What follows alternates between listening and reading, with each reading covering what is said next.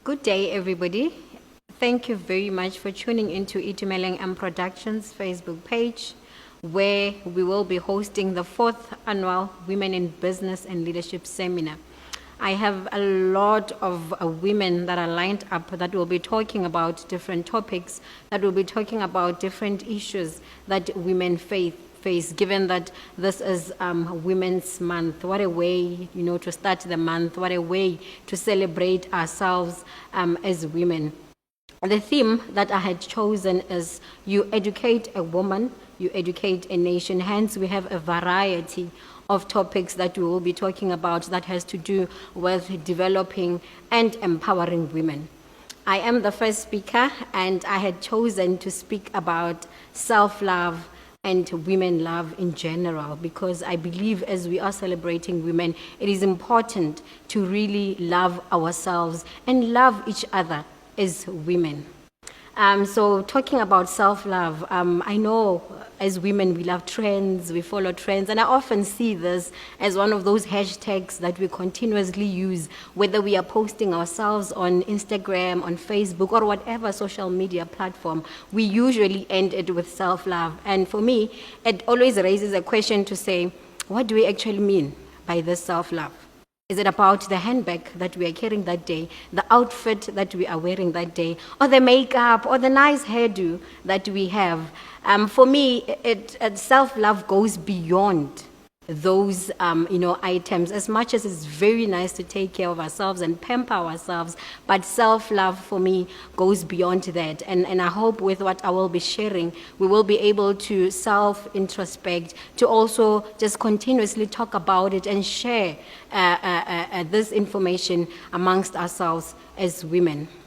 Self-love is one of those challenging and hard things to have for me, and I'm saying this based on some of the literature that we read, some of the observations that one makes in society, and also informed by some of my own, personal experiences as a woman, as a mother, as a young person, as a youth, as a professional, as a scholar, etc.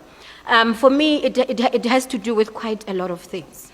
It has to do with self-kindness, self-compassion, and it's hard. I don't want to bring an illusion that it's one of those easy things to do. For me, it is not easy, yet we have to nurture it. For me, it has to be continuous. It's something that we have to nurture each and every day. And when I talk about self-kindness, I talk about being kind to yourself. It is hard to be kind to yourself. I'll give examples such as wanting to be perfect in everything that we do. We have perfectionists that, and most of the times when things don't go the way we want them to be, we become so hard on ourselves. Only if I had done this better, only if I had done it yesterday, things could have come out, results would have been better. You do not by talking all those negative things to yourself, you're not being kind to yourself. So for me, I want us to develop a new habit, a new trait, that even when you have made a mistake, you need to always, constantly remind yourself and be kind to yourself. And also self-compassion. I often hear people saying, I want a compassionate friend, I want a kind friend, I want a kind partner, etc. Whatever it is that you want in those people, these are the same traits that you should have yourself. So the minute you say, I want a kind person, I want a compassionate person, are you compassionate? So self-love also, for me, has to do with that, being self-compassionate, that even when you have fallen, you are able to say to yourself, I'm sorry for you, I forgive you for making that mistake, I forgive. You are being compassionate. The minute you forgive yourself for all the mistakes that you have done, for all the wrongs that you have done, whether to yourself and to even other people, it is important. By so doing, you will also be, loving yourself.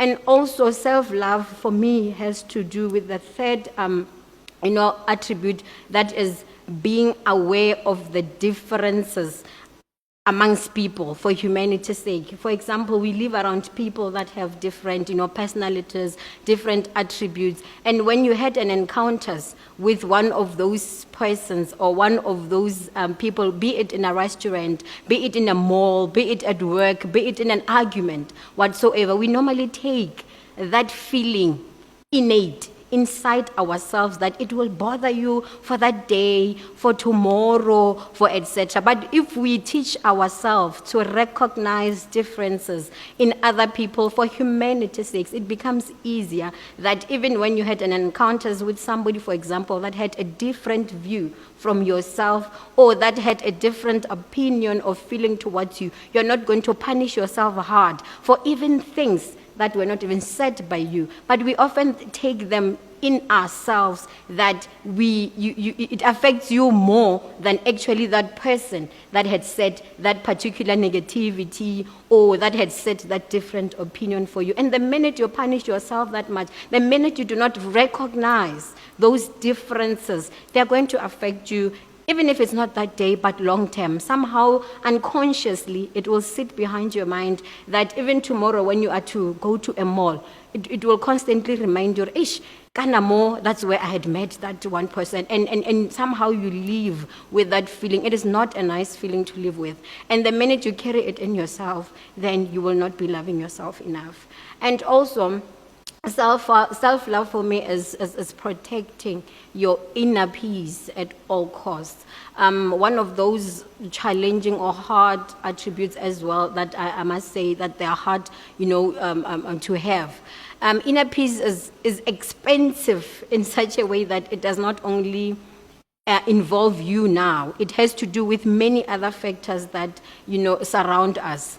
My sociology has taught me, for example, that who we are is defined by the thoughts that we have, by factors that are surrounding us, by the environment we find ourselves in, by the socio-economic statuses, for example, that we find ourselves in, by the relationships that we have with other people, by interactions that we have with other people. All those things then shapes who you are, shapes how you think, and in turn, it will shape your behavior. So, for example, if you find yourself around negativity all the time, around negative people all the time, amongst toxic people all the time, that somehow disturbs your peace. Because, like I said, usually what we think and how we behave is influenced by all those factors. So if, honestly, you want to have peace, you want to have total peace, which, like I said, it's hard because we are human. It's hard to really be happy all the time. It becomes challenges. But when you are aware of all those factors, it allows you to be peaceful. And I would say this by giving just a few tips and few examples to say, for example, you want to venture into something, you want to do something, and this person that is so negative that you surround yourselves with around says to you, but you can't do that.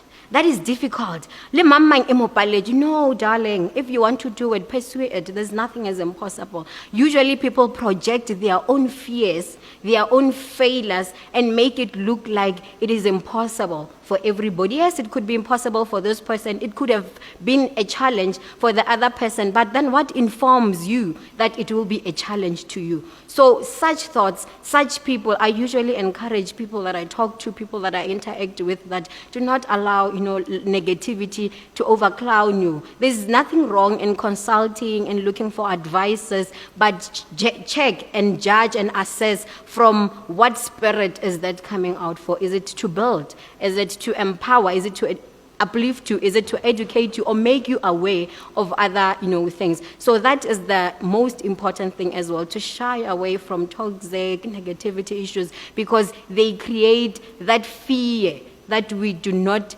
also want to have. And that fear also has a hindrance in loving ourselves, because when you are fearful, when you're too hard on yourself, it affects that journey, that pursuit of loving yourself. I love what the United Nations have adopted happiness. You see, happiness it's for me, it's something that you must have. It's something that you must have. Hence, like I said, United Nations has adopted it as one of those resolutions that pursuit to happiness must be a goal. And trust me, we often want happiness from other people. Isn't like it's normal. I often watch those reality shows on TV, and you ask a person, what are you looking for? What do you want from this person? We often say, I want somebody who can make me happy.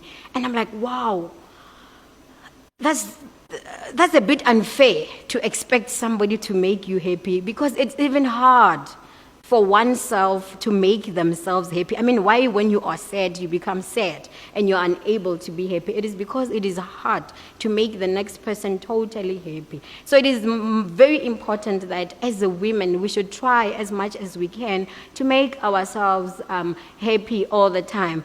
And happiness is subjective. What makes you happy is obviously going to be very different from what makes the other person happy. So firstly, identify yourself first. Know who you are. I always tell people that live your truth, know your strength, know your weaknesses, and that way you will be able to fulfill your own happiness. And when you are happy, you will be able to love yourself. But when you can't make yourself happy, if you personally, you do not have things that you love, that you enjoy doing, you become sad, you become an unhappy person, and as a result, you're going to expect that gap to be filled by other people. So imagine if it's going to be filled by negativity or, like I said earlier, toxic issues, it's going to be a challenge for you. So let's try all the time to make ourselves happy. I'll give an example of myself. I'm an academic. I teach people. That's like that. I find joy in that. Even now during this lockdown, at some point it has affected me a bit because I enjoy interacting with my students. I enjoy talking to them. And when one can fulfill that, just sitting and talking and getting to interact and learning from other people, if that is my joy, that's where I find my joy, and I cannot fulfill that, somehow obviously you would be happy. So each and every person has that one particular thing that they love that makes them happy, and we all the time need to continuously strive for that, look for that, have it, and enjoy it. And when you are happy with yourself, it becomes easier to be happy around other people. You know, Lebo Mathosa once said, it was not just a song. When you look deeply, when you love follows you. When you are happy, you surround yourself with happy people. Even Rhonda Byrne in a book that he has written, The Secret, and I know we love The Secret. Many people live by those laws of the universe, the law of attraction. Whatever it is that you are thinking, you are attracting in your life. It is important all the time that if you want to fully love yourself, you need to have positive thoughts all the time.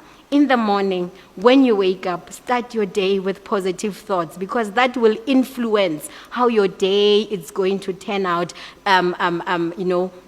the whole day. So have positive thought. Wake up every day. Look at yourself in the mirror and say, I am beautiful. I am lovely. I can do it. I'm able. All those self-fulfilling prophecies are definitely going to make your day better. You're going to be happier. And in turn, you're going to continuously love yourself. Because if you don't start your day with positivity, the rest of how things are going to be may be affected.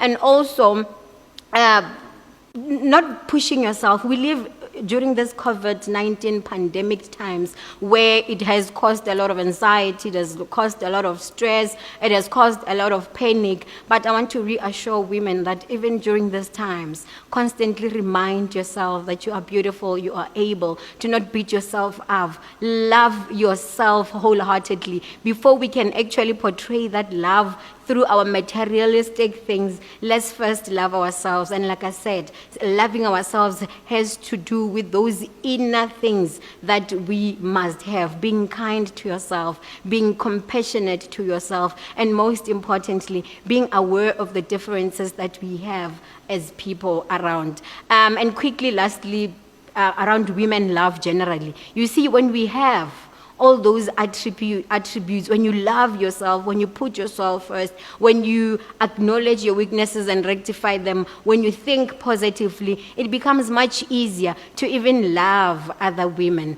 I know as women, we love these challenges that go on all the time, either on social media, I'm strong, I'm beautiful, hashtag support another women. But for me, it should go beyond, just exercising those games, exercising those challenges. But we must truly live by those, attributes that we wish to share, such as fixing another woman's crowd. I'm one person that believes in when another woman shines, I'm somehow shining, because she gives me that possibility, that thought that if she can do it, I can also do it. If we look at things from that perspective, if we look at things from that point of view, it becomes easier for us to live and make society a better place. I hope to really share a lot of messages with you on different topics on other days. I just decided to make this very short so that we can live and introspect this. Thank you very much for listening. I hope this has impacted on your life. I hope you'll be able to look at it someday and make a positive change in your life. Thank you very much, and happy Women's Month. Enjoy.